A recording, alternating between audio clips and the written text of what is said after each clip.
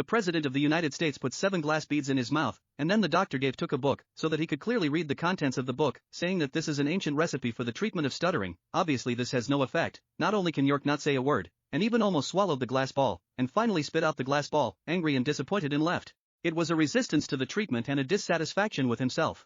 It would be fine if he was an ordinary person, but he was the son of the king, and often had to speak on behalf of the king on various occasions. And because of his stammer, he gave every speech like this.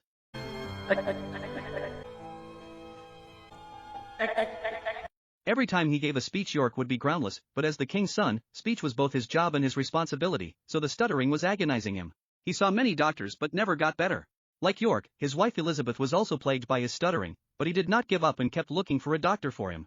This day in the Speech Association president of the introduction, she found a doctor called Leno, because Elizabeth appointments using a pseudonym, so Leno does not know her identity. After learning that her husband suffers from stuttering but also to speak on stage, he said that the way is very simple, change the job on the line. The doctor was a little surprised to learn the identity of the other side, and his attitude was much better. He said confidently that he would be able to cure the king, but with one caveat, everything must be based on trust and equality. That is to say that he will not be like other doctors' door-to-door treatment, but to ask York to come here. This is a bit unorthodox, but looking at Leno so confident, Elizabeth agreed, and in the next day brought York to this.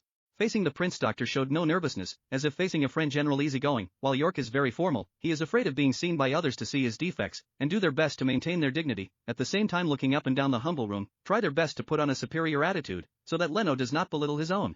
Leno told him that he wished to be on an equal footing with each other, that it would facilitate subsequent treatment, and that he did not want York to address himself as doctor, but to call himself by his first name, and that accordingly he would call York by his first name. York felt a little offended, but in order to cure the stutter, he endured. But he didn't expect Leno to ask next. What was your earliest memory? On Earth, do you mean? Your first recollection? I'm not here to discuss personal matters. Well, why are you here then? Because I bloody well stammer! You have a bit of a temper. One of my many faults.